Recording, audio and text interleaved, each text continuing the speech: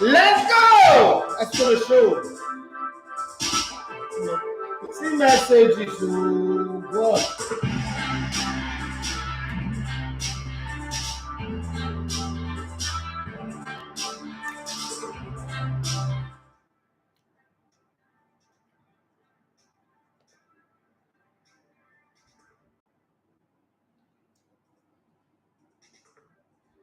All right, good morning and welcome to the Sports Buffet on ELEGBETETV Radio. My name is Edafe Matthew Esoganeg. You love to call me the ELEGBETE One of Sports. It's a lovely day. It's a Friday edition, and you know how it is on Friday. It's anything goes, and you can ask any question. Ask any question. What's that? Maguire. Which of you bros Maguire? I want to imagine that you're trying to say Chooks. You're trying to say bros Mingo. I believe Maguire now. Harry Maguire or Jerry Maguire. So on a Friday, we let it open like we can have every kind of conversation. There's one long message already here that I need to deal with, start the show with already. And the decision by Roman Abramovich to put Chelsea up for sale is still, seems like everybody wants to get at Roman Abramovich one way or the other. They just want to get at him one way or the other. So let me just believe that eventually, this whole fast will pass. It's more like Roman Abramovich is more of the problem than the real war in Ukraine. And the war doesn't really look like a real war. Yeah, I know people will come at me for saying this, but it looked like a military training exercise more. Or this one might end up, hey, Oluya and Zauna, I end up making Russia look like they're not as powerful as people think they are, the way the war is going. But that's not my focus of the discuss today. There's a whole lot to talk about. The weekend is here, cup games. Man, this is in favor of Arsenal. I'm just looking at all the way the fixtures is, the way matches are, and Arsenal would have to rest when there's cup competition, when there is European league games and all that, and they only play when the opposition are available. Man, this is nice. But let me run you through some of the headlines on on Daily Mail. Martin Samuel, who's the writer, they said this is not the end. Thanks to the empire that Roman built, Roman Abramovich has made Chelsea into an elite super club. It will remain so as the next owner will not settle for less. So those Chelsea fans that are thinking, this one is the end. Well, I think it might not be the way Roman is. Those irrational decisions that have turned out to be good ones, sacking of manager anytime you want. With the new owners might not be like that. They might be a lot more patient and things might change. So that might also affect the way the thing goes. But hey, let's say I go exclusive. Harry Maguire's future at Manchester United will come under the microscope this summer amid doubts over his form and captaincy, with the Red Devils planning on signing a world-class centre-back. And if I dare to ask, where is the world-class centre-back? Where is he playing right now? Okay, I need to know. Somebody should point me. If you have a chance to direct Manchester United to 3 centre-back in the world, I know that Kalidou Koulibaly will be one of the names that everybody will mention, but name three centre-backs, world-class centre-back that should be higher. Don't forget, some clubs don't even go for world class. They just go out there, look for a player that really can do the job, get him, and then they grow them to become world class. But hey, everybody will not go through the same route to the market. Why some people are trekking to the market? Some people will take keke to the market. Others will take bicycles. Some will take Okada. And some will drive their own Camry. Some will take Uber. Some will take taxi. Some will enter bus. And some people will enter luxury cars ranging from Ferrari to Maybach to Mercedes to Pontiac to whatever it is they have to drive. So there are different ways to the market. But I'm just asking, are there world-class defenders out there that will come in and solve this Manchester United problem? And then again, Manchester United, what is really the problem? Is it the lack of world-class centre-back that is the problem? Is it the captaincy, that they have a captain that is not worthy to be captain of a team like Manchester United? Is that really the problem? Well, the FA Cup quarterfinal draws, Liverpool will play Nottingham Forest or Huddersfield at Middlesbrough. Middlesbrough are paired with Chelsea after beating Tottenham and Manchester United. Why? Southampton are set to host Manchester City. It's a draw. The draw is teasing. Remember, Southampton started this slopey slide of Man City that culminated in their defeat in the hands of Tottenham Hotspur. So let's see. Chooks 9,000 said Virgil van Dijk of Liverpool is world class, but then he's not available at the moment. No, I'm not asking for that type of world class. I'm talking of the one that they can buy. Don't forget that when Liverpool signed Virgil van Dijk, it wasn't really seen as a world class from Celtic to Southampton and Southampton to Liverpool. So I'm thinking, why can't Manchester United follow that same route where they just go and pluck an unknown commodity? When Arsenal signed Ben White, and I'm not saying he's world class now, but when Arsenal signed Ben White and even brought in Gabriel Magalhaes, people said that, oh, this is cheating players, the relegation players, they will take Arsenal down. But the course of this season, we've come to see that they are a lot more better than people predicted. So, can Man United also go that route and stop all these world class? Because if you look at Man United team, let's be fair, they really have like top quality players whose name should open any door, but then their performance on the field is not showing. And you know, now that Elanga, what his name is playing well, my fear is in a couple of months, he might also become like the others. You know that thing they say, if you're the sixth person among 5 billionaires, you are the sixth billionaire. If you're 6th person among 5 stupid people, you're the 6th one.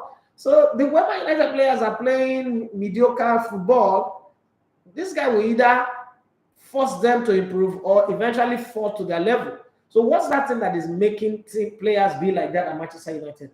I think that's the thing that they need to fix first. But since they're talking about world-class defender, what are the world-class defenders that are available? Please don't tell me the ones that they cannot buy.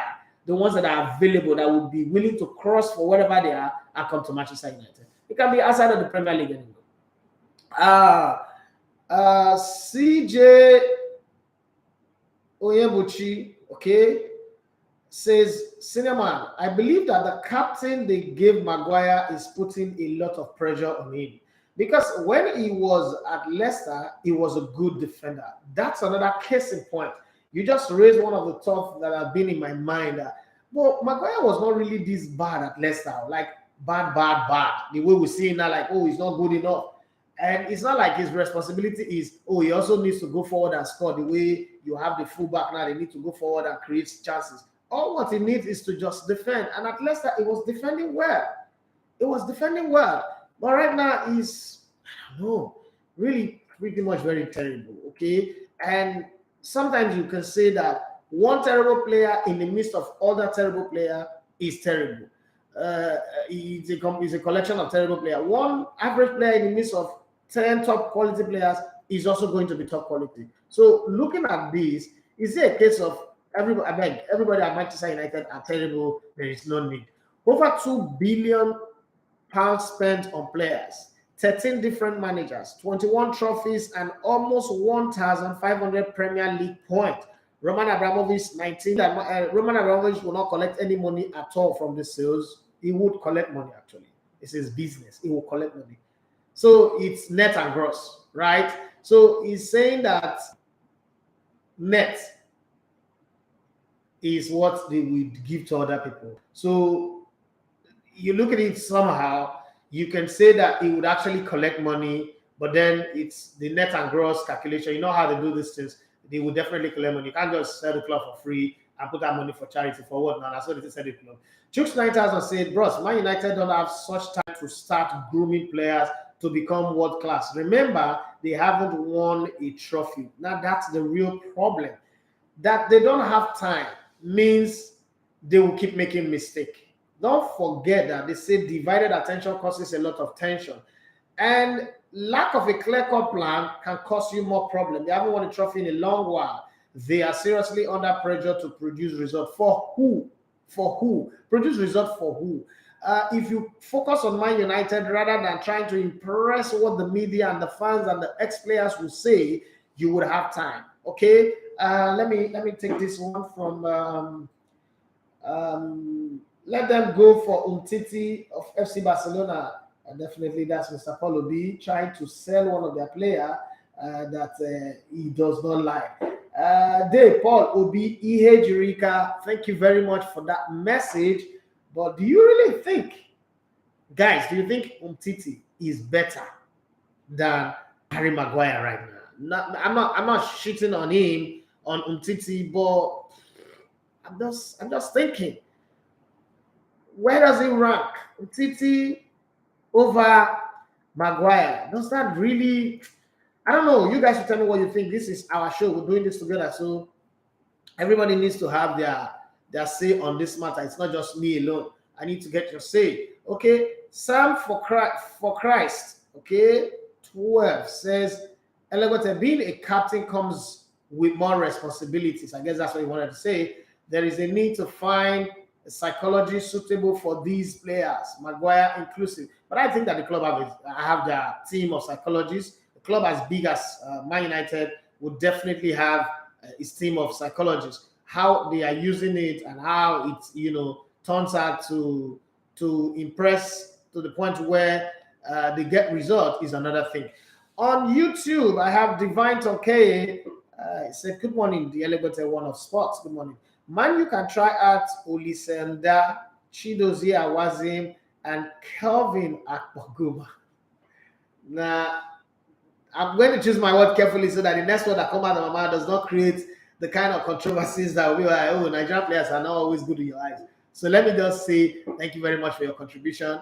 I think Man United will need them. They will be very, very good. But then again, Olisenda, Kevin Akpoguma, those will be good players for Manchester United anyway. That's okay. You can't even pretend for us. Like you have to pretend like you are going with the flow. What's wrong with you? Eh? Behave yourself. It's Friday. It's Friday. Friday is a good day to have fun. My brother Roland, every time he say, I do with you, bro. He said, look at Arsenal. Arsenal man wearing Liverpool jersey. You should be ashamed of yourself. Hey, thank you very much. Thank you so much. Thank you. God bless you. Have for yourself a lovely day. And since I'm not ashamed, help me to shame. Okay, let's move on. If you buy me Arsenal jersey, I will wear. I don't have Arsenal. I have like 2 Arsenal jerseys, but they are kind of like, I don't know. Maybe they're very old now. Okay, so let's move further. You want to join in on the show, you want to call in on the show and have your take on the conversation we're having. 07025 000069. You also want to send in your WhatsApp message. That's the number to send your WhatsApp message to 07025 000069. Now let me add one thing here. There's a player that everybody doesn't seem to be talking about. And I think that a Wilfred Ndidi in Manchester United, I'm sorry to say this, you're just trying to push this guy. I think a Wilfred Ndidi at Manchester United will give them a lot of stability at the back in front of Maguire and whoever, whether it's Varane or Lindelof or Baye, whoever. That it will not make people like Paul Pogba, Bruno Fernandes, and anybody up front to go ahead and do their job. Because, what's his name? Wilfred Ndidi does not really go forward that much looking for goals, but he is the expert at checkpointing. Okay? If you go back, one of the games that would explain this better was the Community Shield. Okay? The Community Shield game, Leicester Man City. The way he checkpoints or checkmates every of Man City move, and he's been doing that regularly. There's this game again, he was playing a center back with Amati, the Ghanaian guy. It was just everywhere. That's the game he committed. He caused a penalty, and after that penalty, he went on to be, for me, my man of the match in that game. And I've seen him put up that performance, Fitoso performance like that consistently, regularly. What kind of English am I speaking? Consistently, regularly, right? If Manchester United have a player like Wilfred Ndidi in front of their centre back, I think it will help to elevate Harry Maguire. Don't forget that one way or the other, they still have one of the best goalkeepers in the league in David De Gea. So if they have a good central defensive midfielder in Wilfred Ndidi, that takes off the burden from the centre back completely, I think, I might be wrong, but I think that would work well for them. Even though somewhere at the back of my mind, I'm hoping that Arsenal lets Granit Xhaka go and also go again with Wilfred Ndidi in that position. But since we're talking about Manchester United, I'm just saying that. I don't know what you guys think about it, but just give me your take. On that side, Daniel, you say Liverpool jersey looks better on you. No, my clothes look better on me. Any clothes I wear looks good on me. Eze Patrick, say good morning, boss. Good to see you on the jersey. Thank you very much for that. I think I need to do some jersey giveaway from next week. I'll talk to my people to talk to their people so that we can see which people will bring jersey for me, or probably after the Ghana game, because all my head is fixed on the Ghana game. My bag is packed. I'll soon be going to Abuja, and what you'll be getting on the channel from me is my diary. I won't be available on the show every morning once I go to Abuja, but let me just do my show for now. And every time he said I will try and get Arsenal jersey. I may be coming to Nigeria in May. Okay, May will I be in Nigeria? March, April, May. Whatever we'll see. We'll see. If you come to Nigeria, come to the studio. That's all I'm going to ask you. That's all. Any other thing you bring after that one is extra. But if you come to Nigeria, come to the studio. I will make sure we'll get you recorded on tape so that we'll put you on our YouTube channel, and I'll be showing people that the guy is my partner, like my strongest supporter.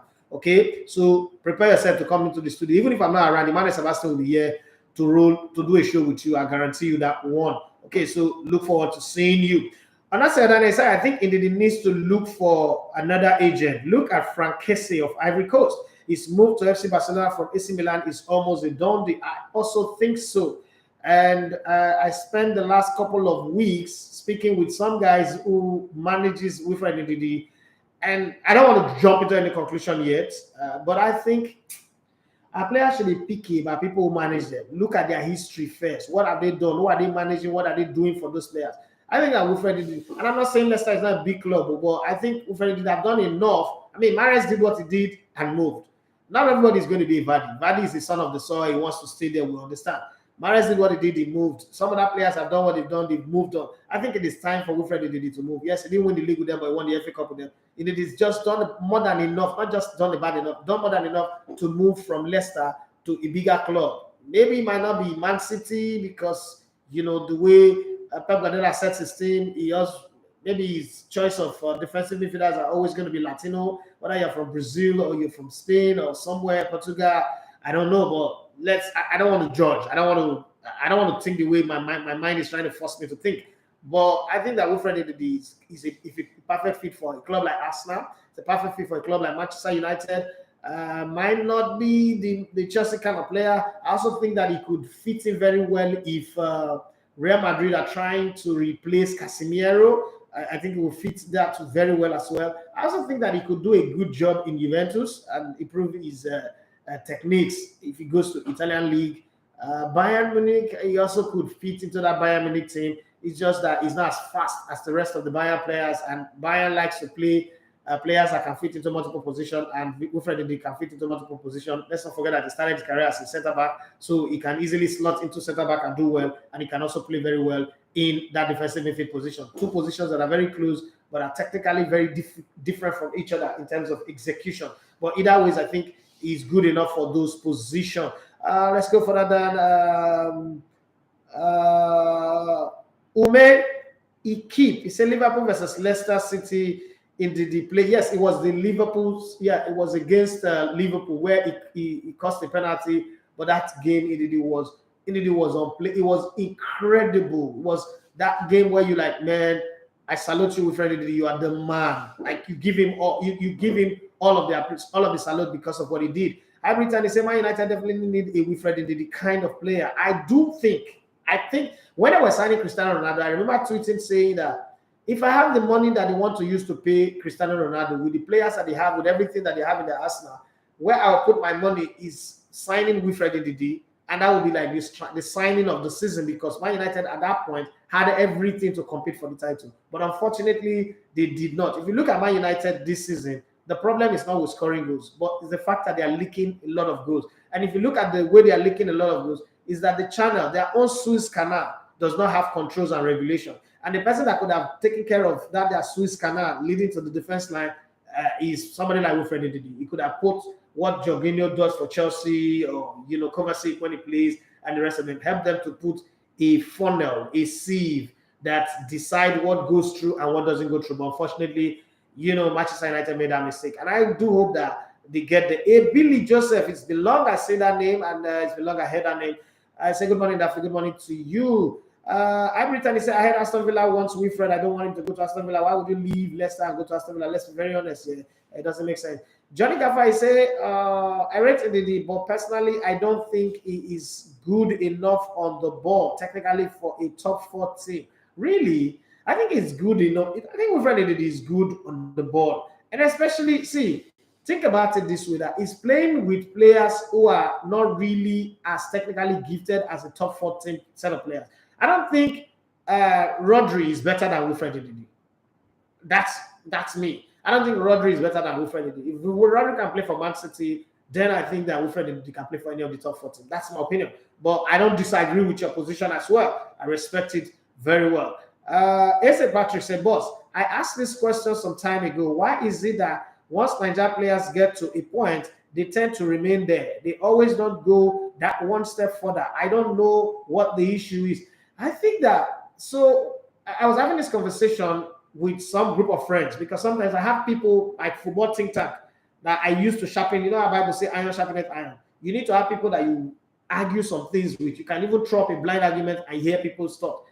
So I have these people that I discuss with. And in the course of our discussion about Nigerian players and their evolution, we kind of like landed in one rendezvous point. And the rendezvous point is that Nigerian players don't play football for game improvement, like technicalities, and I want to improve. And it's not just footballers. Even in our job as journalists, as sports journalists, you notice that once we get a little bit high and famous, we don't improve anymore. You see us doing the same thing, the same way of reporting, the same way of writing stories. There's no improvement. In our movie industry, the same thing. So I think it's a general Nigerian thing rather than a footballer's thing. But because footballers do their things in public, we see them. So let's use Brazil as a very technical, a good case study. Every Brazilian who wears the number 10 jersey wants to be Pele. And he knows that the route to Pele is, I have to be better than Neymar. And then after Neymar, then Kaká. After Kaká, then Ronaldinho. After Ronaldinho, then Rivaldo. After Rivaldo, then Socrates, then Zico, then this one, then Pele level. Right? They all know that. So there are a lot of role models that they want to be like that have been so globally outstanding, it's not just national. Same for Argentina. And same for every position, whether you are a right fullback or a goalkeeper, you're an attacker, there is always a league of 10 or 20 people that you want to be better than. And you sit at home and your father will tell you the story of, 1978 World Cup when Mario Kempes did this and did that. And then we beat the best thing from Europe. I have Netherlands, and that's Netherlands. I have Johan Cruyff. You know, that story begin to drive you. If you look at Nigeria, and this is, I'm sorry, nobody should misinterpret this. Nigeria does not have role models that our footballers wants to follow. Even in coaching, that's why you will hear a coach Ayere tell you he wants to be like Pep Guardiola or Jose Mourinho. You won't hear a coach, a Nigerian coach tell you hear something like, I'm the African Pep Guardiola, I'm the African Jose Mourinho. You won't hear Brazilian coaches, upcoming coaches say that. Rather, you hear them say, I'm Carlos Alberto Pereira, I'm Mario Zagallo, this one, I want to be like Mario Zagallo, I want to be like this. Because they have role models that follow that sequence in their industries. Unfortunately, in our space, we don't have that. So the players, the stage where they are, where you're thinking, oh, this player is not improving, whether it's, let me not mention any name, whether it's this person or that person or that person or that person, the person in his own right already sees himself as the highest ever to come out of Nigeria on that level. So when you're telling him to improve, he doesn't even think he needs to improve, because he's asking you, by what matrix are you asking me to improve? Improve to who or to where or how? That's how he's beginning to see himself. So that improvement that you're asking for is not there. He's not seeing himself there. If you tell him to be like this person, he will tell you why that person is not even half as good as he is, especially when Naira and Kobona is involved in it. So you just look at you and like, I forget, money at the fine. That's why if you notice, when you talk to Nigerian footballers and maybe you have a social media drag on them, the conversation always ends with, you beg me money, I'm not going to give you. That's why you're attacking me. Have you noticed that? It always ends with that. And their handlers and their boys and everybody. Because to the average Nigerian footballer, they think that everything is tied around that Naira and Kobo. So it's hard for them to improve in their game. Normally, when you start playing football, you just play for passion. And then you start playing, I want to be pro. And you start deciding what league, what team you want to play for locally or what league you want to go abroad. And then when you get there, you start saying, okay, my heading is not good. I want to improve on my heading. I want to improve on my shooting skills. I want to improve on my crossing. I want to improve my free kick, my delivery. I want to improve in my dribbling, my moves, my timing, all of these things. You think about them as you go in the game. But it doesn't happen here. I mean, you go to under 17, you win the World Cup, or you just go to under 17, like in the case of Amal, you don't win it, but then you sign a club and then you go. But some also improve. Let's not lie. Some improve, some get better. I'm watching on my own now and I'm saying, okay, this guy's improved because I saw him play grassroots football for Sinos FC. We have all those clips and I compared the two clips. And this guy's really, really improving his game. But how far can he go? And then how much can the elastic also go? That's another thing that we look at. But let's see how it goes. But I think that for me is one of the problems, one of the reasons. Once they look at it, but I get money pass you, what did they advise me? I can a poor man be advising that hotel on how to invest money. Okay, that's the thing. CJ which said the problem sometimes is age. You can't cheat age. And most importantly, they put money first rather than standing at 4. Okay, I don't think it's age, Sha. I don't think it's age. There are so many late bloomers in the game of football. And Wright is one of them. From Sunday football to Crystal Palace and the rest, as they say, still wanted to become Arsenal's record goal scorer. Jamie Vardy is a late bloomer. Okay, this start was playing Sunday football. See how he went on to win the league, win the English FA Cup. So it's not really age. It's about the will and determination to be better. You can be old and still be better, but sometimes people don't do that. Okay. I said, I wish we have players with energy and zeal like Sadio Mane. We have players with more energy than Sadio Mane, just that the improvement rate is not as consistent as that of Sadio Mane. Ibriton, he said, I suspect you think Pep doesn't seem to like to buy West Africans. I wouldn't say that. I'm the last person to play risk card. Yeah, I don't even believe in it because I think that black people are more racist than the white. So I'm not even going to say that. But I think that Pep Guardiola loves to have players that are technically gifted, just the way Jose Mourinho like players that are power players. Okay, players that are Sars, my energy goddess, you watching? Okay, so Pep Guardiola likes you. You have to be technically gifted to play in that midfield. Don't forget that Pep Guardiola was a defensive midfielder in his day. So every time he's picking a player, he wants a player that is like him, but at the same time way better than him. And it's very rare to see a player in that position that is better than Pep. Because Pep tries to play the modest card that, he's not a good player. In Pep's days, he was the best in that position. Just like we've not had a center back half as good as Franz Beckenbauer. Not everybody, because they belong to the old generation, means they're not good. We've not had anybody half as good as the Kaiser, Franz Beckenbauer. But when you interview Franz Beckenbauer, it tells you, I was just a lucky player in my day, blah, blah, blah, blah, blah, blah. When you talk about playing from the back, Franz Beckenbauer was the guy. The 1974 German team and going for. So you have some players that are just like that. Pep Guardiola was excellently good in his day, and in most players around his game that plays like him. But I don't think it's a race thing. It's just that African players are not really that technical. And I was surprised when he had Yaya because Yaya was really, really, a really, really technical player, and he can shoot, he can pass, he can move. Some of the African players are not that good in that department. It doesn't mean that they are not good, but in that department, in that line of thinking, I don't think they are the best. Divine Tonke, say, boss, you once did the best 11 using the various tribes in Nigeria while you were already. This not ready. I would love for you to do that again one more time. It takes a lot of research. Before I came out with that one, it took me like about 3 weeks of research and getting the very best out of those players. So getting the very best of different tribes and all that. And I think in this social media age, I might do that now and we'll have issues. If you look at my YouTube channel, I'm always getting this attack from people that, you don't like Igbo players. I don't know where that's coming from anyway. But you attack Okocha, you attack Moses. I didn't even know that Moses was Igbo. I thought it was a northern player. Like it was from Kaduna, it was Jaws, but I didn't know it was Igbo. Recently, I just found out, you don't like Kelechi Iheanacho, but you don't see me when I'm praising with Fred Didi. I mean, with Fred Didi now, it's a cool boy or now Robo boy.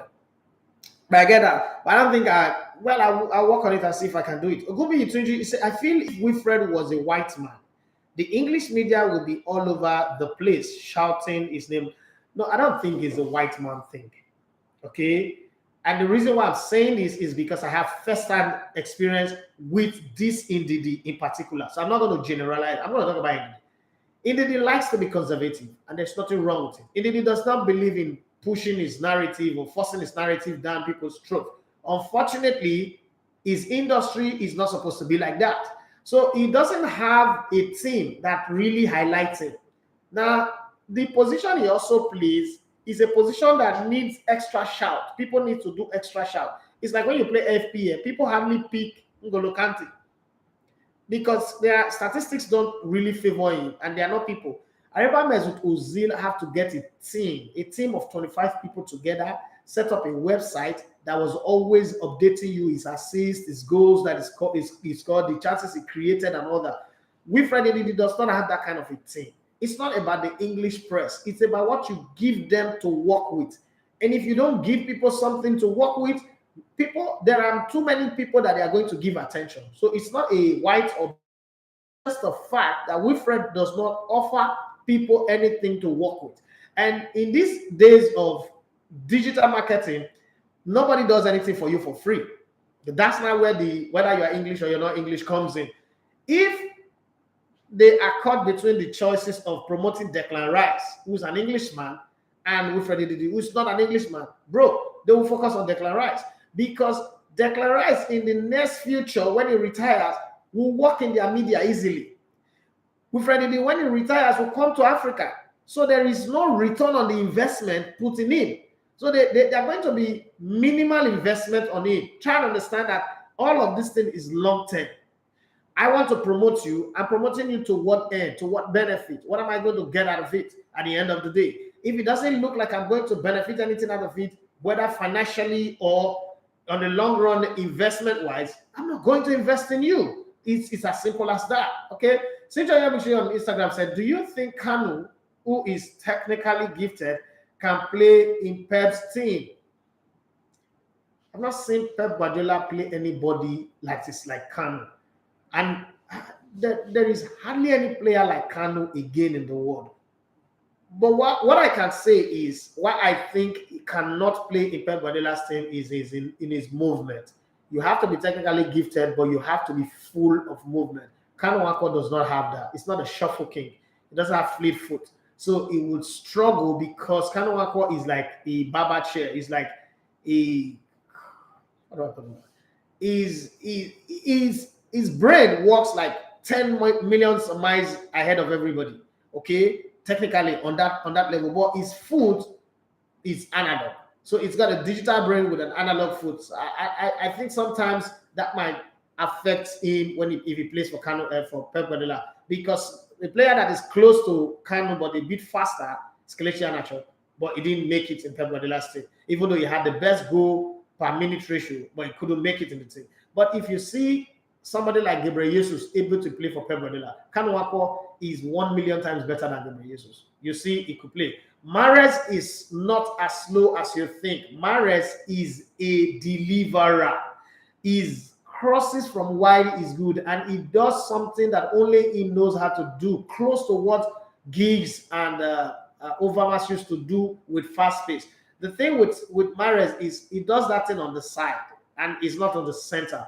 Kanu Wako is going to be in the center, be that slow for Pep Guardiola. It might just be a bit tricky. I will agree with you that Mahrez is slow, and also Bernardo Silva is slow. No, I don't think Bernardo Silva is slow. Bernardo Silva is quick-footed, is fleet-footed, is movement, is intricate movement. The thing is, he runs within short spaces, and that's what Pep Guardiola wants. Pep Guardiola's football is what you do within the short spaces. He doesn't want you to do what's that guy that used anointing oil to bath that has gone to Barcelona from Wolves. He doesn't want you to do that. Doesn't want to take the ball from the goal, your own half, and run to the other end. That's not what he wants you to do. Short paces, 5 meters, 3 meters, 2 meters. What you do within those spaces, the intricacies of that, because that's what confuses the opposition, frustrates them so much that they make mistakes. And Pep Guardiola's tactics is predicated on the opposition making mistakes so that they can punish the mistake. So I don't know, but Kanu Wako is so gifted that you want to say to yourself that Kanu Wako would have been able to play in any team, in any era, in any generation. That's my thought anyway. Maybe I'm overhyping him right now, but that's my thought. Yes, Adama Traore. Okay, thank you very much, CJ, for that one. Look, I'm going to read your message, definitely. Guy doesn't buzz me anymore. I will read your message. Okay, I'm still fixed with these guys on YouTube now. Where did I stop? Honestly, okay. Every time they say, Amao looks like your son. No, it doesn't look like my son. No.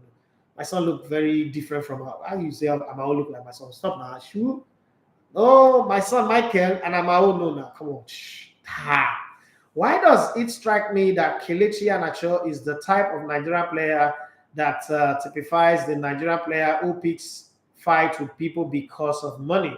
I might be wrong though. I don't know. I don't want to get involved. I just want to get involved in that anyway. Onesanya Daniel, he said Pep used Keita even when half of Barcelona fans disagrees with him because he is a technically gifted player. That's my point. You just solved the problem. You just solved the problem. That's what I'm saying. Keita was technically gifted. He was a perfect fit for that job, and he was doing it just as the boss wants it. And so it was good. So it's not a race thing, it's about being able to fit into a set objective for a player. Every time he says Samuel Eto'o would beg to differ. He didn't liking somebody and not liking somebody. And it is different from the ability of a person, right? So let me give you a very clear example. America is a great country. I don't like America. America is the greatest country on earth. Now, my not liking America does not make America bad. Would I plan anything bad for America? No, never. I don't wish America bad. That's not it. But like, I don't have this craze that people are, oh, if I go to America, heaven. No, I don't see America like that. I can go and visit and come back. So that's Samuel Eto'o. Samuel Eto'o lost the chance of being a club legend, and he wants to blame Pep Guardiola for it. And because of that, Samuel Eto'o have made certain statements and remarks that are questionable. But because he's an African legend, sometimes we just let him pass. You played with Ronaldinho. You want to hail your new friend, Okocha, and what you did was in my word, what I call that, this is the guy you went to go and bail at Ronaldinho. Okay, he's your friend, he's your buddy. This guy played with you. You've not even played with Okocha apart from friendly games. But you wanted to use Okocha. You want to make a statement for Okocha. Stay with making a statement for Okocha. What did you do? You now make it look like Ronaldinho self is because he's from Brazil that he get all this thing that he get. It's not as good as. That's how he feels. And friends don't do that to friends. So I'm not going to take a man who behaves like that to question. Do I question Samuel Eto'o's football? No. Samuel Eto'o is the greatest footballer to come out of Africa. Nobody's on his level, on his league, not just because of titles won, but because of his performance, his attitude on the field. Samuel Eto'o is incredible. Watched him against Nigeria, watched him play for Barcelona, Mallorca, everywhere he's played, apart from when he went to Chelsea. But don't forget, Chelsea, this same Samuel Eto'o that we're talking about, Samuel Eto'o turns on you once turns are not going for you. When he played at Inter Milan, he said that Jose Mourinho is the greatest coach he's ever played under. I was fine. The very minute he played for the same Jose Mourinho, he played at Chelsea, and Jose Mourinho made a comment and say there's discrepancy in the age. You saw how he came at Jose Mourinho. So I'm not going to take his word serious. It doesn't mean that his game is not excellent. His game is great. I love his game. He's a fantastic footballer. But that's just my position with Samuel Eto'o and what he says. I'm going to judge Pep Guardiola on what I see, what I've seen him done for football, because that's how we judge other people. We don't judge. We don't wait. If you listen to players that play under Alex Ferguson, we will all say that Alex Ferguson is rubbish. If you listen to players that play under Alex Ferguson, go and listen to Roy Keane, who is his captain. They both ride or die. David Beckham, some other guys.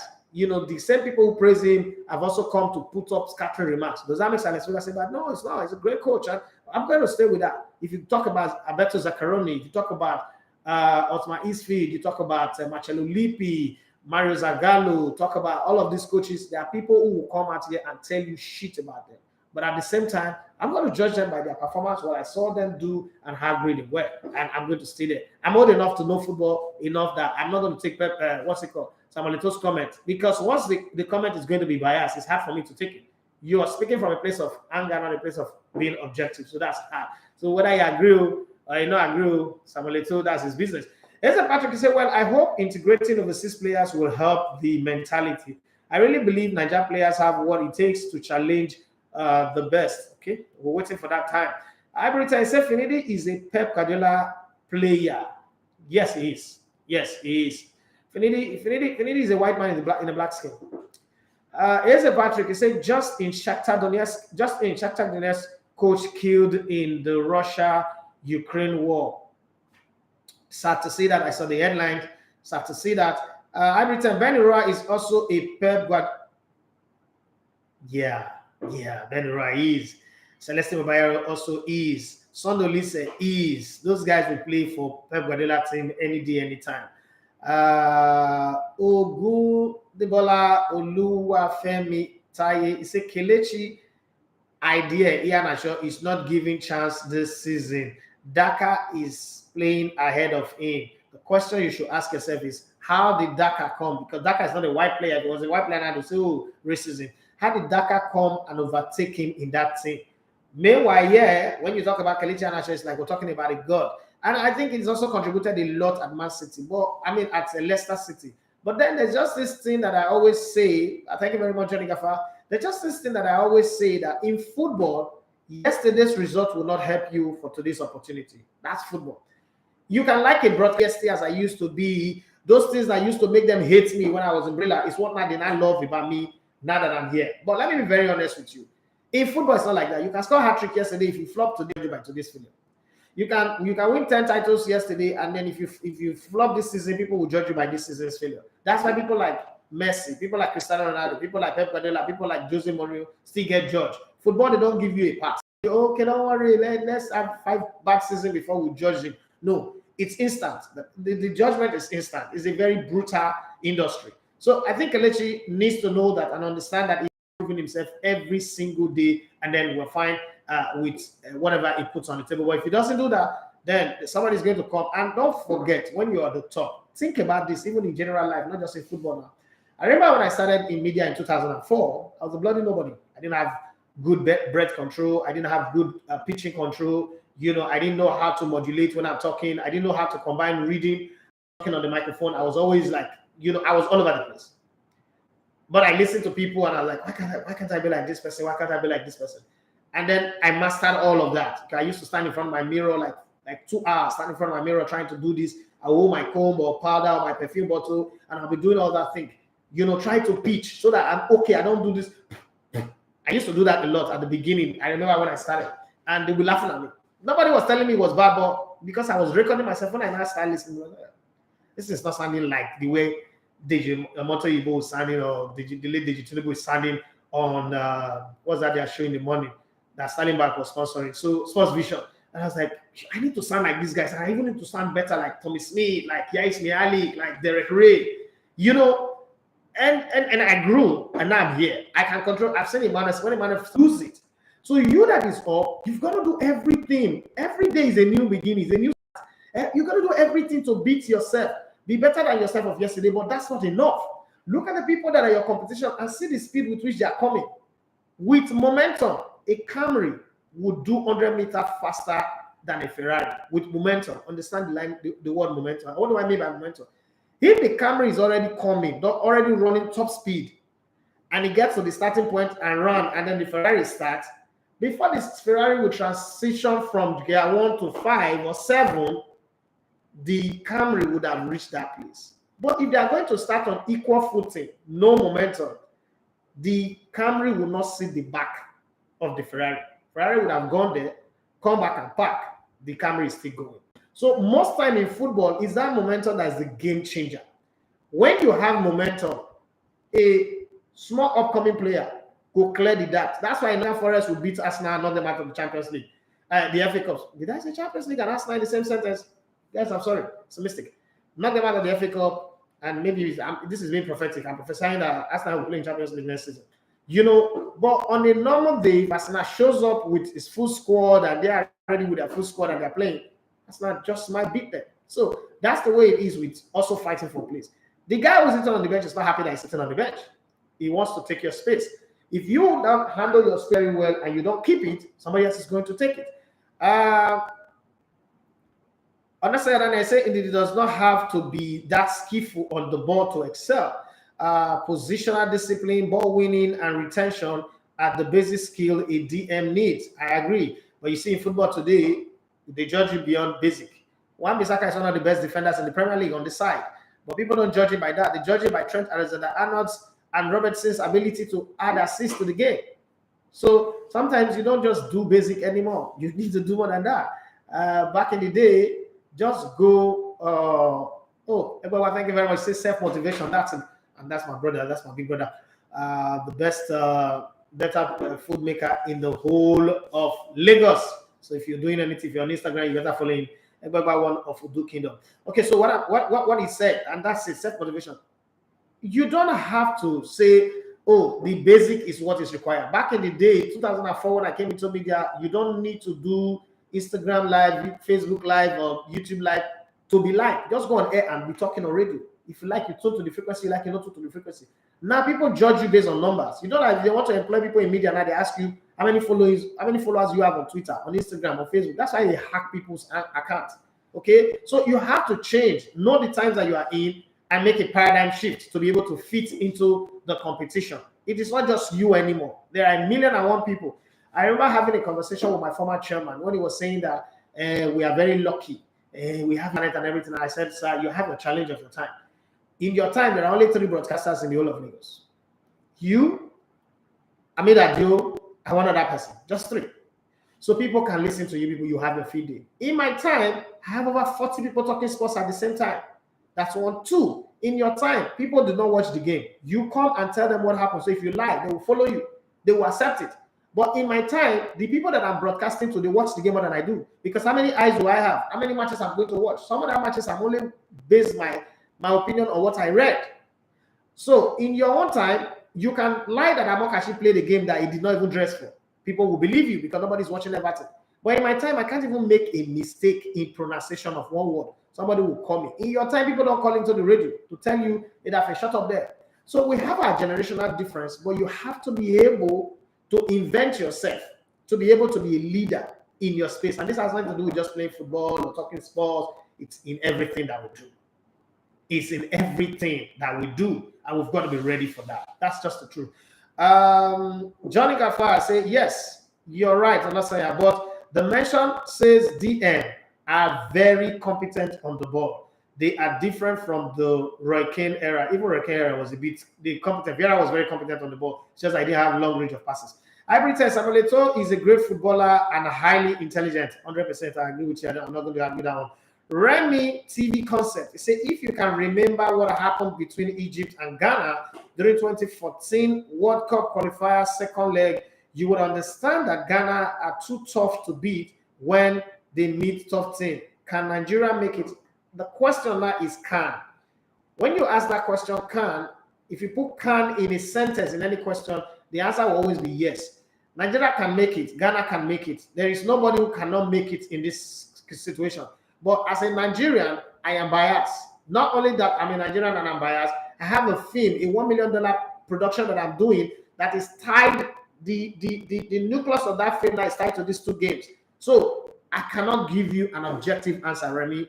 I can't give you an objective answer to say, oh, Ghana will win, Nigeria will not qualify. The good thing is with my movie is if we lose, I will do a tragic movie. It will end as a tragic movie. We win, it will give us a very loud ovation. But listen, me that is taking people's $1 million to do a movie, I'm saying Nigeria should win because it gives me a proper selling point. You know, I'm not more Abudu that I've already established myself. This is my first rodeo. If he comes out with a bang, and I'll be very excited to go do a second. But if he doesn't come out with a bang, I might recover, break even, return people's money that I collected, investors' money that I collected. $1 million not be joke. But at the end of the day, I might struggle to be motivated to do a second one. So, Remy, to answer you, yes, Ghana is strong. It's a derby game, and Ghana does not need any motivation. They're playing against Nigeria. That's enough motivation. But I'm saying that I'm believing that Nigeria will go through. That's all. Okay. And Johnny Gaffa said, the delay in the Super Eagles squad list is a little concerning. Past experience makes me feel something is going on. I hope I'm wrong. Love to all the listeners. See, Johnny, I wish we were having a private conversation around this stuff. So I can't say the things that I'm saying right now. This film is really limiting each other. But let's just keep our fingers crossed. Is it Patrick, role model, man, boss? You are so right. Nigeria don't really get role model, Sha. That's true. Every time I say indeed, I don't know what you mean by that. And is it Patrick, you are so right. The team list should be out by now. This team list should have been out by Monday. and this one falls on the lap, on the foot, and the head of Austin Iguain 100%. I'm not going to say more than that, but it falls on his head 100%. He's going to live and die. This list might be the thing that will make Iguain not to go to the World Cup, even if we qualify. But I'm just praying he does what he's supposed to do and he does it right. I'm just feeling for him because this is a man who is pouring fuel on his body and running towards the fire. The way I'm seeing it, he's pouring fuel on his body because other times I will not. Right now, I have evidence of the fact that he was told to submit this list. We captured it on video in London. So I'm just looking at it and I'm saying to myself, people wants to help you, people wants to see you rise, but you're just putting fuel on your body and you're running towards the fire. Whatever happens, it's going to be sad that you'll be the one that will shut the door on Nigerian coaches and never have a chance for other Nigerian coaches to coach the Super Eagles again. It's sad, but that's the reality that we're going to be facing very soon. But wait to, is it Patrick said, but wait to, this one Putin has threatened FIFA. What is the fate of the World Cup? I don't know. Let's see. He said, please, what happened to Courtney DK with Super Falcon? It appears she had stopped football. Well, I don't know. I think she focused on school. I know you don't think Nigeria can win the World Cup, but indulge me is in this. What do you think will happen if Nigeria and Iguain wins the World Cup?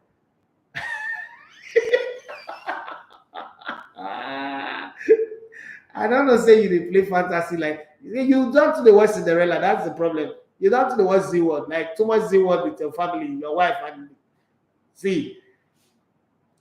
I won't dissipate energy in telling you what will happen if Iguain win it.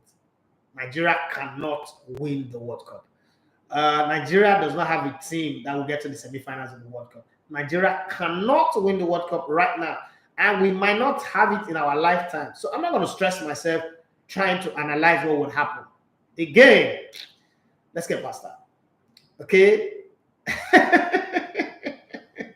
It's just funny. It's making me laugh. Okay, so let me take this one from Sean Fumi. Good morning, bro. Talking about Manchester United looking for a world-class centre-back. I take Rudiger password. Pick Manchester United, especially what's happening in Chelsea right now. Sean Fumi from Opik. I think it does make sense there. Answer my question.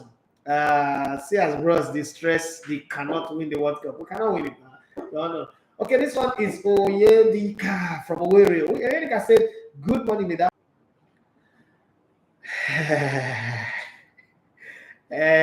This question where this guy asked me, Suhiadu.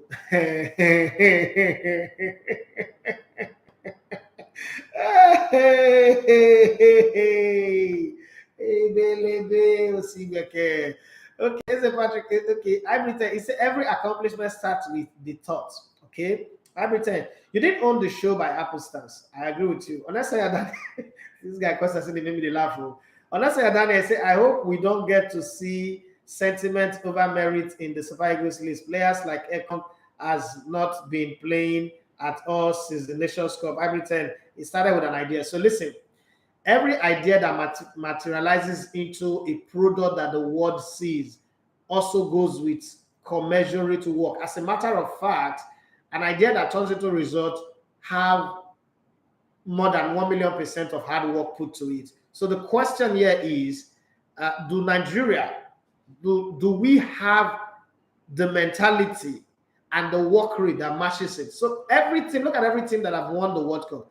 It's always a product of the collective rather than the individual. Even the 1986 World Cup that we subliminally attribute to Maradona's excellence of the individual, there were a whole lot of excellent players in that squad that always contributed their part. And then another great example of the collective is the 1990 World Cup. When the attackers needed to show up for Germany, they did. When the defenders needed to show up, they did. And it culminated with Andres Bremer scoring the World Cup, the goal in the finals. You look at the 1994 World Cup, the same thing happened. There was the individual team, and then there was the collective team. The individual team is Italy. When push comes to shove, the nerves and powers of the individual failed. The collective team won. Because from Junior Baiano, Cesar Sampaio to Ade to everybody to Donga, Bebeto, Romario, everybody was pulling. Claudio Taffarel, everybody was pulling in the same direction. Another one that exemplified team effort completely was the France 98 team. In 98, I do believe that Brazil was the best team at the World Cup. But the World Cup, the Brazilian team snowballed from a collective to individual, so much so that the responsibility was hinged on the shoulder of a 21-year-old Ronaldo da Lima. And in the final, he collapsed because the pressure was too much. France, on the other hand, had built a team that everybody could score. Don't forget that that team had Fabian Barthez in goal, Lilian Thuram, Marcel Desailly, Franck Leboeuf, Bizanto Lizarazu, and the rest of them. And then you have the midfielder, Patrick Vieira. Zidane, who scored those 2 goals in the final, was one of the terrible players of the World Cup. People forgot that Zidane actually picked up a red card in that World Cup. Zidane's best performance for France in any tournament is in the Euros of 2010. Yes, Holland, Belgium 2010. And in the World Cup in 2006, even though he had butted Materazzi and lost Italy won in 2006, those were his 2 performances. But in 98, everybody came to the party, especially the game against Croatia, where, you know, the defenders showed more than the attackers. Okay, that team also had people like them, Steven Gerrard, who didn't give enough. Thierry Henry was not really at his very, very best. But what I'm saying is there was a collective, and when it matters most, each part was giving their all. You look at the Nigerian team, we don't have that. That's why in Nigeria, when we perform, and this is not a today team, in 1994, the God that saved us, it was already written in the stars that we will win that tournament. Zambia was a better team than us in that tournament. But let me explain. Tactically, Zambia was a better team than Nigeria, but it was written in the stars. And that's why most time when they say, oh, the benchmark of Nigerian football is the 1994 team, I just laugh, because sometimes people don't look at football from the way I see football. So look at that 94 team, for instance. Go back to the semi-finals. After the semi-finals, the coach of Zambia said that there is no way he cannot stop the Nigerian team, that he knows how they play, and Nigeria is the easiest team to stop. Guess what? Go back and watch the 94 team. If we had not brought in Amunike, he had stopped us completely. He stopped Odisa from playing. He stopped Rashidi Yekini from playing. That's a team that was very easy to shut down.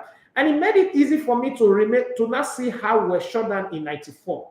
Against Algeria in the semi-finals of 2019, the Algerian coach also said it was easy to stop Nigeria because all you needed to do was to mount a roadblock on the side, because all our attacking was coming from the side, especially on the left-hand side. And that's how we were stopped. If you want to win a World Cup, you win a World Cup that have everybody playing at minimum 75%. Look at the France team in 2018 that won the World Cup, or the German team that won the World Cup in 2014. You will notice that Ozil was playing at 1,000%, or Aragotse comes on the bench and deliver. Everybody, the entire team, Mola, everybody was performing at their very best. Nigeria has never had a team where everybody is performing at their maximum best. And then Nigeria also have this team that is always self-imploding in tournament. Either we get too excited and then we forget the goal, or we completely forget the goal as we go. Either the administrators are the one pulling us back, or the coaches are making the poor selection, or the players on their own are not doing well. Don't forget that historically, every Nigerian success is always followed by failure, automatic default position. The only time we've achieved a success and then repeat the success was the last one, that 17 tournament that we won in 2013 and 2015. Other than that, every success has been followed by monumental failure. When we won the Nations Cup in 1980, the following year were zeros in Libya in 1982. When we won the Nations Cup in 1994, you could say politics, but we didn't go to 96 and we didn't go to 98. We won the Nations Cup again in 2013. This one, there was no politics. We didn't even qualify for the next one. We won the Olympic in 96. We went to 2000 and we were disgraced. That was when we decided that we thought that because you play in the Olympic and win it, anybody that is your brother should not make the team. We have Kevin Amunike, we have somebody, Oruma, we have Bonakano, we have Ulisse, Azubike, Adieguatu, and we saw how it went. Okay, so we have always been that. To win the World Cup, you have to have a culmination of all the players, all the team going together, whether it's the defenders and the midfielders and the attacker. They have to be in sync. There have to be synergy. You have to be like a symphony, an entire orchestra that is well-honed and prone and put together as a proper machine. Do we have that? We don't. So winning the World Cup goes beyond, an idea. The reason why this is happening here, and it is killing me to the neck. I'm buying 25 liter, 10,000 naira. It's crazy. It's because it's my dream Nigerian national team is not a one-man dream. It's a lot of people's dream. And don't forget, most of the countries that have won the World Cup, I think there are only 9 countries that have won the World Cup. The countries that have won the World Cup, they don't call somebody and say, hey, the squad list that you make, so somebody from our region never play, never day inside. We don't have that. People don't get angry if you don't play an Hausa boy in the team. People don't get angry if you criticize an Igbo boy. People don't get angry if you don't put somebody from the south. People don't get angry if you don't put somebody from the east or the west. People get excited when the team list is selected and nobody asks where they are from. The countries who have those kind of sentiment and those kind of disagreement, they have never won the World Cup. They don't get to win the World Cup. So it's not, oh, we're going to win the World Cup. No, even if we're going to win the World Cup, if you a team that will win the World Cup, you start knowing 4 years before. And then 2 years before the World Cup, you know this team is prime. This team that is struggling to qualify, we're not even sure we'll qualify, instead of win the World Cup. What happened now? I said the day easy. This is the World Cup we're talking about. This World Cup puts you in the G10 or G12, G13 group. You want to put Nigeria in that group? Brother, please save me. Any idea can turn to a great one, but not this one. Please. I'm not against Nigeria winning it, but as a package, say Liverpool fans around Lagos anticipate the upcoming charity game strictly for Liverpool fans. Okay, as a Patrick, I wish say Elegbete a Liverpool fan. I'm not. As a Patrick, you say make Nigeria win Nations Cup first. Okay, more will try win back to back. Patrick, as you say, oh, it's 10 a.m. already. Enjoyed today. The conversation was amazing. Timmy Perekebi, I said the 2002 is the gross exception to the collective. Ronaldo da Lima was the unbelievable star, but go back and look at that team again, you will still see collective. As unbelievable as he was, there was a collective. Go back and look at that team. The defense was good. That was a team that had Kaká, Rivaldo, and the rest of them. So the team was good. The collective was good. The collective played in such a way that they always delivered it on the plate. And let me tell you the rationale behind that one too. The 2002 was actually an example of the collective sacrificing for one individual. Ronaldo had not played for 22 months after the injury against Alexandre Nesta in that Lazio game. He was just coming back after going at 7 months out injured, and then he had that injury where he was doing the leg over and he got injured. So he had not played for 22 months. When he came back, when he was selected for the World Cup, the Brazilian public were angry, but it was their favorite son. The Brazilian public were angry, the football world were complaining that this guy just come in, he shouldn't play, blah, blah, blah. Brazilians were still saying that he was at fault for them losing the 98 World Cup. The Rivaldos of this world, the entire team decided, you know what, Ronaldo, we're going to make sacrifice for you. And that is the power of the collective. That's the highest level of the collective. Everybody sacrificed their individual goal for that man, one, to shine and the highest goal scorer. And then Brazil were looking at the record number before Miroslav Klose came in and eclipsed him. But that is also another angle of the collective. Once upon a time, Nigeria did that, was 2013, where Brian Ideye sacrificed his aim for goal just for Emenike to score goals. And after that, what did they do for him? They didn't take him to the World Cup because he didn't have money to bribe. It's a long story, but the truth is, winning the World Cup, you need to be collective. If you're not collective, you can't win it. World Cup takes a team. The word team. World Cup takes a team to win it. Not somebody dribbling in the circles and not passing the ball when he needs to pass the ball. Not somebody striking back when they're supposed to be defending. It's a hard team. Ove Onajugo said Zambia team was not technically better than the Super Eagles team of 1994. That's a massive lie. You obviously did not hear me speak. I said tactically better than Nigeria. I am Potiphar, the coach of the team, shut down Nigeria. The luck we had was that we had an ace in our sleeve that we didn't use. And when we talk about technically gifted, so try and understand, technically is the skill of the players. If you match the Zambia players with the Nigerian players in 94, don't tell me what happened thereafter, because that's hindsight. In 94, that Zambia team is 1 million times better than Nigeria. Do you know what it takes for a team, an entire team, to die just a few months before the Nations Cup, and they still come to that Nations Cup and do well against a team that has been preparing for 5 years? What are you saying? If Nigeria was a Zambia team, would you not say that we're the best team in the world? Let's not see. The thing is, anything that is Nigeria, we overhype it, we overrate it. But the truth is, we're not as fantastic. Ahmed Shobia, Nigeria versus Zambia, and I'm saying this because this was my coming of age. It was 94. Okay, I was in SS3. I know what happened at the time. Ahmed Shobia, the goalkeeper of Zambia, of Egypt, said in our second game after we were beating Congo 3-0, Egypt beat Congo 4-0, said Yakini cannot score against him. You know what it means for people to say that? That the Nigerian team is easy to read. Then after that, we play Zaire and Gabon also, we got to the final. And truly, we didn't score against them. These are people who follow football by matrix and can tell you what would happen before a game, and it happens like that. Yes, Rashidi Ekene had a chance to hit the shot that hit the bar and ricocheted back to the center of the goal, but against Egypt, he did score. And Potiphar, the coach of Zambia, 2 days before the final, said that the Nigerian team does not have any player that cannot mark out. All the players that he has seen, he will shut them down. And he did shut them down. The only guy who came in and rescued us with those 2 goals was Emmanuel Amunike. Even in Olise's book, Olise said it that Zambia was a better team on the day. God saved us and gave us the tournament. So I don't know where you're coming from, OVA, but follow facts and follow it properly, okay? Because some of us watch this game and we've gone back to read the technical report. We've gone back to watch that game again. If you say the most technically gifted player in the Nigerian team was Okocha, and I'm trying not to mention Okocha, but remember in that tournament, Okocha had 1 great game. That's all. That's the game against Cote d'Ivoire. Excellent game. Performance was top notch. Before that, he wasn't even playing. So technically, Zambia was a better team. And every time he said Kessie must have been corrupt, then name one person that is not corrupt. I disagree again. Your disagreement does not change the fact. This not be hype at all. Tell me, interesting perspective. That 2002 team was heavily stacked. Ronaldinho, Rivaldo, Kaká. Yeah.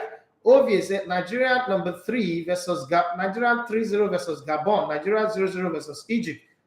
I mean, what did you say that I didn't say? Okay.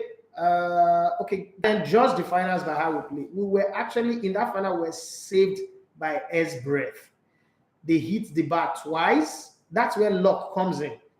They attacked us more than we attacked them, and one thing or the other, we won.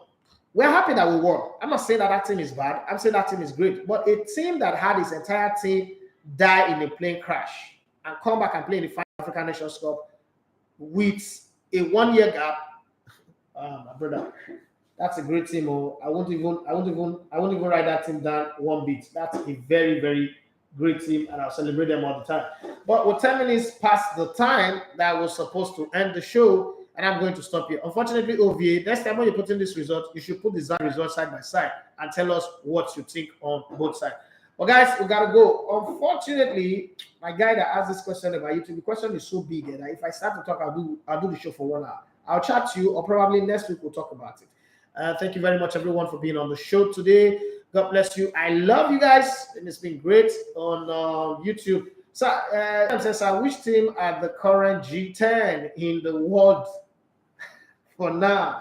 Germany, Brazil, Italy, Argentina, England. Unfortunately, they are there. Well, every team that won the World Cup, Spain, France, those are the teams. We don't belong in that place. There's no African team in that circle, in that bracket at all. African team, we're talking about winning the World Cup. African teams have not been to the semi-finals of the World Cup. Semi-finals, nobody semi-finals. We're talking about winning the World Cup. This is not the Olympics. Even Brazil, that is late comer to the Olympic, have won 2 Olympic gold in football already. You understand? Guys, calm down first now. But we will first reach semi-finals. Like, okay, 3 African teams or 2 African teams on the reach semi-finals. Then we'll start having that conversation. Winning the World Cup, bro. Guys, no, calm down, I beg. World Cup, winning the World Cup not as easy as that. There's even the political side to winning the World Cup that I'm not even trying to talk, because sometimes when you say, people will like, what are you saying? Why are you saying that? It really sounds like conspiracy. There's the political and economic side to winning the World Cup that I don't even want to talk about. But then, let's just get to the group stage first. Let's qualify and get to the group stage, knowing fully well that would afford us $10 million in our economy, in our FA, okay, in our pulse. And then if we want to progress, we'll progress. If we don't want to progress, it's our business. I thought the best chance we had to go far in the World Cup was in 2014. But guess what? Crisis. And then injury, fatigue, and a whole lot. Let's just sit back here and enjoy what we can make out of it. I think that Nigeria should focus on dominating Africa first. Win the Nations Cup as best as we can. We've seen Egypt winning back-to-back. We've seen Cameroon winning back-to-back. Nigeria should step up to that plate, and then we'll not build towards going to the World Cup. I don't think that Nigeria, if you go back and read our book, we're not even certain of winning the Olympics. It was was Bonferry that forced them to start thinking like that. You know how Bible says that a man thinketh so easy. You know that we don't go, African countries don't go to the World Cup thinking that they can win it. And no matter how good you are at anything, and I'm saying anything, this is not just football. If you don't think in your heart that you're good enough for the best in that field, bro, you're going to fail at it. You try, initial get somewhere, but then you fail at it. You have to convince yourself, and like outstandingly on the inside, that look, oh, I am good enough to be the best at this thing. Especially not in this country where you can't even prepare and plan properly. We did 10 days training. I went to AFCON, this last AFCON, 10 days training. You know that Nigeria is the only team that went to this AFCON without dropping a single player, which means these players did not actually got selected on merit. There was no competition for place. We might do the same thing with the World Cup. That's who we are. Is that the team that wants to win the World Cup? As we speak, England already have a place that they will stay. And that England is not sure of winning it too. They already have their place. They're already preparing their players based on the weather, the environment that they will stay. Nigeria will never even qualify. One World Cup. Guys, we'll chill a bit. Peter, we're not there. Where are that? Come and do your thing. Make we go. Guys, it's been a good one. It's been a very, very good talk, whether we agree or we disagree. One thing that I love is I love the fact that we're not offloading in the same direction. Okay? And tell me, Parakabia, if Nigeria is far from win, which African country is close to win? African country that is close to winning the World Cup? I'm sorry to say, I don't think we have an African country that is close. So every African country have a problem. The Europeans have devised a system that says what we need is not the individual player. What we need is a functional system that embodies the contribution of everybody. The South Americans who used to play with the individuals are now making the mistake of being recolonized in football by Europeans. So South Americans are forced to play the European style. That's why the South Americans are now dominating the Europeans are dominating the World Cup more than the South Americans. So the Europeans come, take for instance, Neymar, that's before I go. Neymar was signed playing the way he was playing, dribbling, flipping the ball over people's head. When he started doing that thing for a certain period of time, people started hating him for exactly the same reason they loved him. And that's the test of character. When people start hating you for the very thing they love you for, you know that it's either a conspiracy or there is a bigger picture. So you ask yourself, what is the bigger picture? What's the agenda? Because media is never objective. Let's all agree on that. Media is either pursuing an agenda for or against, right? So the same thing that makes everybody love Neymar. People now start hating him. Oh, he falls too much. He's looking for foul too much. That's what makes him a Brazilian player. That's how they do. Okay? Nobody complained when the Tunisians were falling on the ground anyhow just to wind down the clock, frustrate us, and stop our momentum. But people are angry. And now Brazilians are not coming into Europe. They are afraid to dribble. The normal dribble that a Brazilian would do this, they're afraid to dribble. You're forcing Brazilians to now play European style. The problem with that is they will go and meet the best European team of that era and they'll get beaten. That's what happened in 2014. Brazilian got beaten 7-1 because he was trying to play like the Europeans, owing to the fact that they also have lost their player to injury who was almost going to get paralyzed, Neymar, and then they also didn't have Thiago Silva in defense. So it was terrible, them trying to play passing from the back, build up, which is not their thing, because they play on the individual scale, harmonized into the group. The same thing with Argentina. You know, you look at the team, everybody wants to wait for Messi. If Messi does not deliver, they will die. They won the Copa America because everybody contributed, from the goalkeeper to every other person around the team. Nobody was waiting for Messi. If Messi does, we're good. But if he doesn't, we're going to deliver for Messi and with Messi. But you look at Europeans. Europeans believe in, using the space to play the ball. That's why anything that resembles the strength of South American and African football, Europeans have eliminated it. Look at it. It's not conspiracy. You do things to your advantage.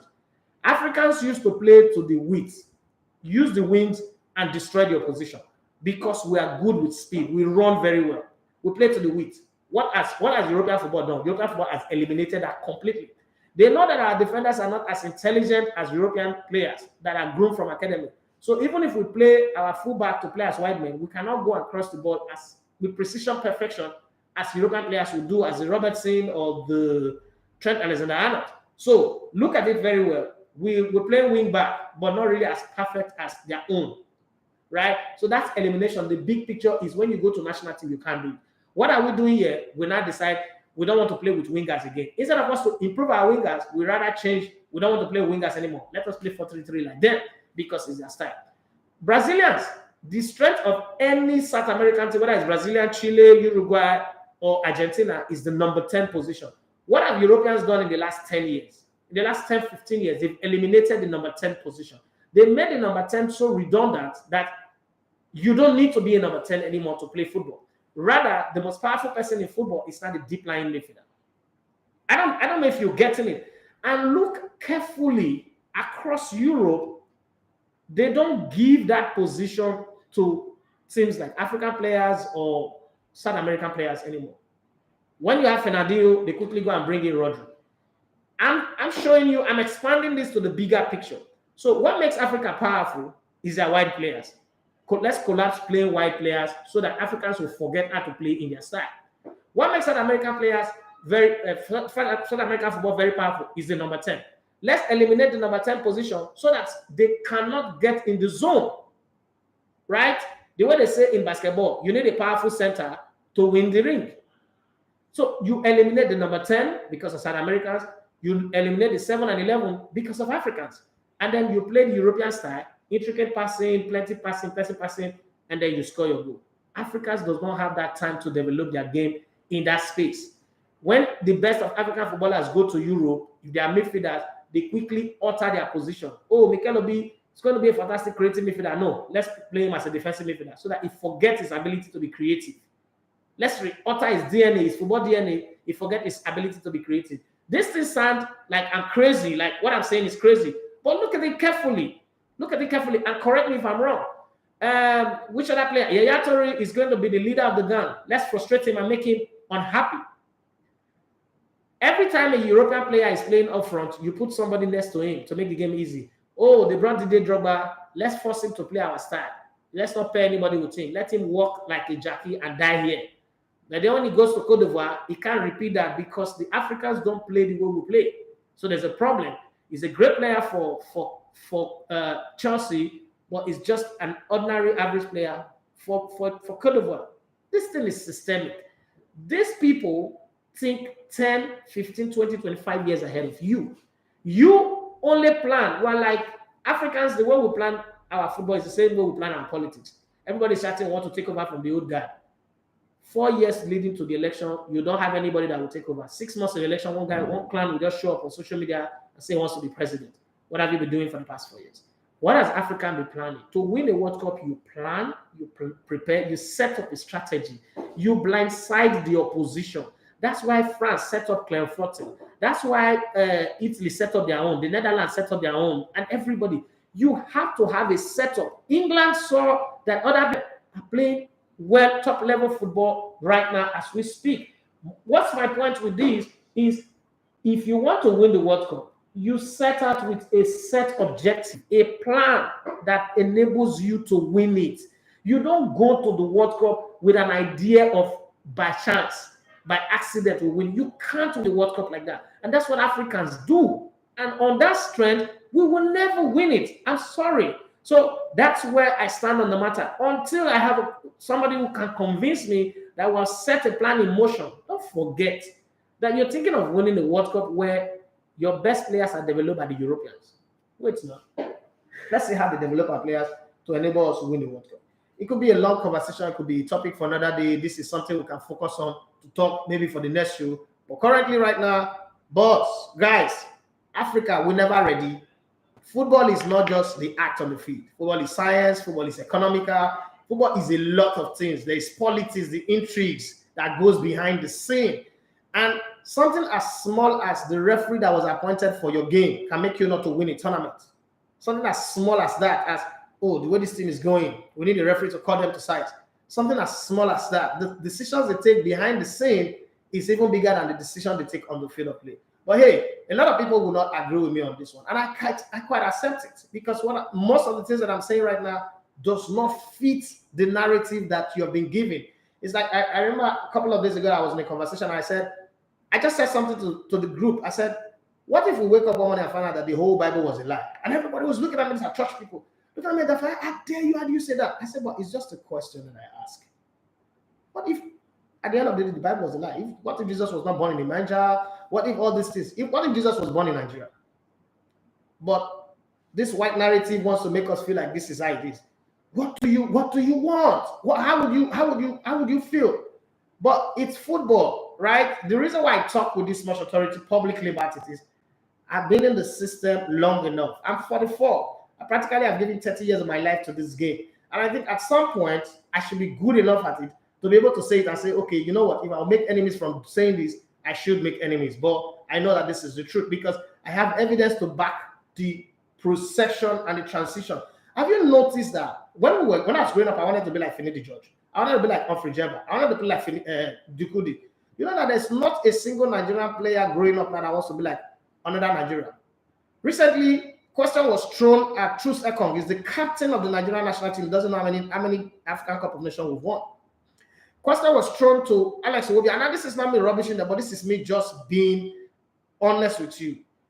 Alex Iwobi, who is Celeste Babayaro? I don't know him. He grew up in the UK. Celeste Babayaro played 9 years for Chelsea, 2 years or so for Newcastle, 1 year for Newcastle. He grew up. He doesn't know Celeste Babayaro.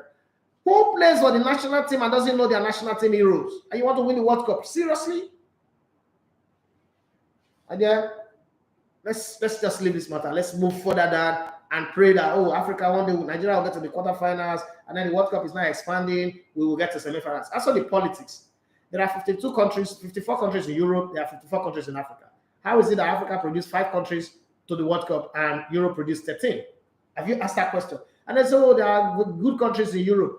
Take away 6 of those good countries, the rest are just as average as African countries. Europe still produces the country that gets beaten the most. Their name is San Marino. They are still in the qualifiers. There's no team in Africa that have been beaten 32-0 ever in a football match. What it means to play a 90 minutes match and concede 22 goals or 32. But they are still playing in the qualifiers. But guess what? They get 13. South America can take it because they don't have as much countries. But we have as much. Why are we getting only 5 slots? In mathematics probability, how do you use 5 to battle against 13? Who's going to win?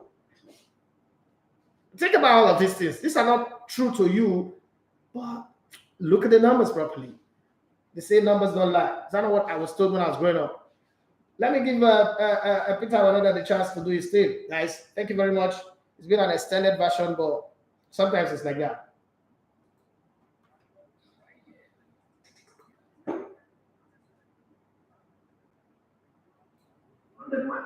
You need another introduction again as to the So this morning we enter inside the MMA arena as we go